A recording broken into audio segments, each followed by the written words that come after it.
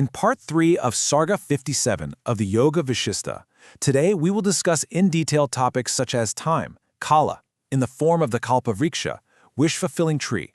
So what we're really diving into today is this profoundly layered, almost mind-bending philosophical truth.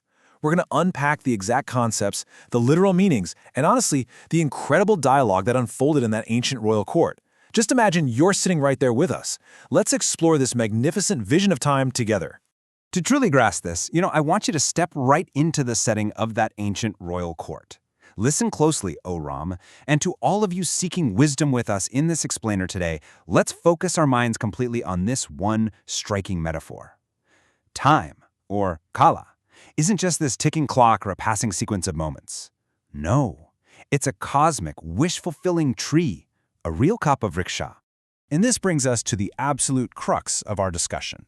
With his uniquely deep, inquiring mind, Sri Ram asks this highly specific, brilliant question about verse 58. He asks, "O Lord, how does this illusory time generate the material world while simultaneously consuming it?" He literally zeroes in right on the dual, almost contradictory nature of time. It gives, right? But then it mercilessly takes away. Now, we've got to ground ourselves in the actual bedrock of the scripture. What we're looking at here is the precise transliteration of Shloka 58, which is drawn directly from passages 24 and 25. By anchoring our understanding straight to the original Sanskrit, we make sure we aren't just drifting into modern speculation. We're preserving the absolute, pure integrity of this ancient, sacred discourse. Okay, let's take a second to define our core terms, starting with kala. Now, O Ram and everyone listening, you have to understand that in the framework of Advaita Vedanta, kala is absolutely no mere ticking clock. It is a massive, formidable cosmic force. Literally, it's the foundational fabric that dictates the creation, the preservation, and ultimately the complete dissolution of the entire material world. It's the engine behind it all.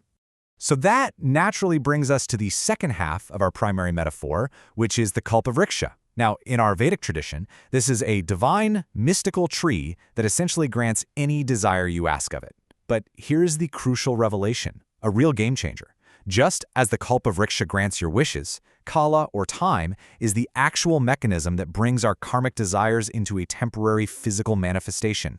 Let's go a bit deeper here and see how this all builds together. Because honestly, we can't talk about time and desires without talking about Maya. Maya is the cosmic illusion. It's basically the veil that makes this incredibly temporary, time-bound material world appear completely permanent and real to us. As your teacher, I'm telling you, O Ram, time actually acts as the ultimate agent of Maya. It literally blinds the mind to the eternal self, the Atma, by keeping us endlessly, relentlessly distracted with fleeting desires. When we really examine the text to verse 58, we have to carefully separate the literal meaning from the profoundly spiritual one. The literal, word-for-word translation, well, it speaks pretty plainly about trees, leaves, and seasons. But the true philosophical translation, that reveals the hidden mechanics of the entire cosmos. It bridges that ancient vocabulary with a timeless spiritual reality, and that is what unlocks the true depth of this verse. All right, let's break down the sequence of this cosmic play step by step.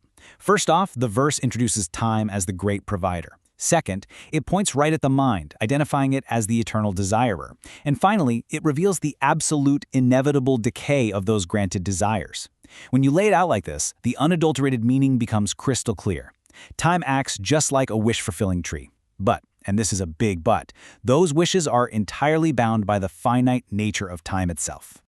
Listen to the unvarnished truth of the text here. Time is the great kalpavriksha. It sprouts the leaves of our desires, only to let them fall in the autumn of dissolution. This establishes an absolutely immutable law. Time grants us the experiences we crave, sure, but it will eventually consume every single one of them. No exceptions. The leaves must always fall. You know, this metaphor raises some absolutely profound philosophical questions for our explainer today. I mean, what is the true nature of time? Think about it. If it gives only to eventually take away, is it even real, or is it just an illusion? And if time and the material world are both illusions, then what is the ultimate reality? These are the exact mysteries regarding the mind's interaction with the material world that Sri Ram is being challenged to understand right here. Delving even deeper into this metaphor, I want you to observe how the mind actually operates. The mind essentially uses time as this vast, blank canvas to project its endless material desires right into the physical realm. You seek wealth, relationships, status. Time is the kalpavriksha that feeds those exact desires. But here's the catch.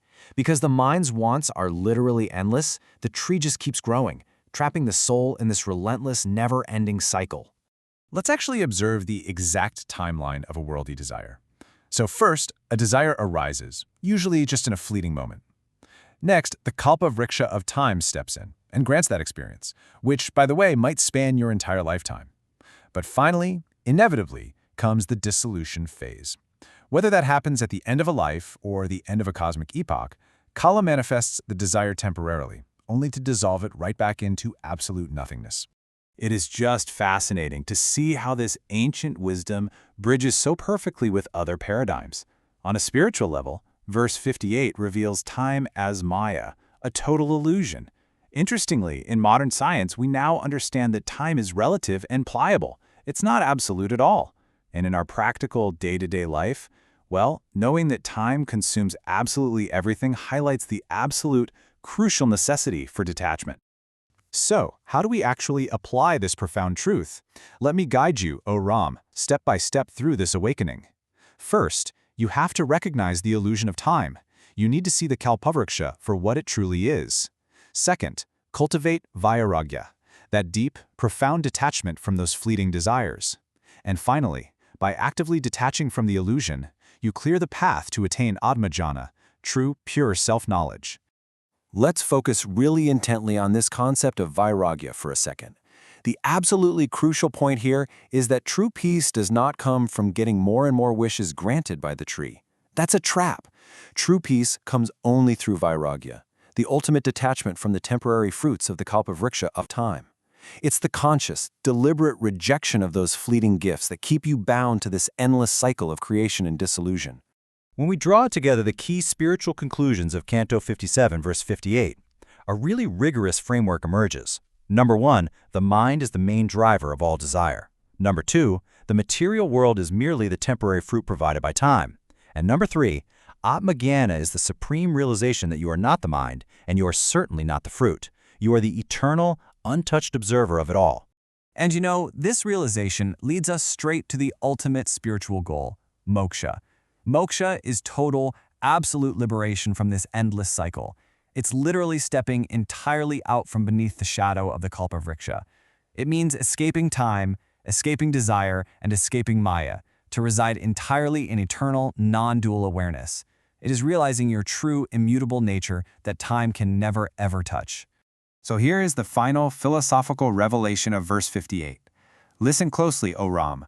The true path to moksha lies in knowing, and I mean knowing deeply and experientially, that desire and time are mere illusions. They're just a cosmic play, a mirage. By realizing this, you completely unbind yourself from the wish-fulfilling tree, achieving ultimate, lasting liberation from this temporary, material world. On behalf of the Vedmata AI family, we humbly request that if you found our presentation enlightening, please share this video widely so that authentic knowledge from Indian Vedic text can reach the masses. Let us all come together to participate in this Gyan Yajna, sacrificial offering of knowledge. Har Har Mahadev.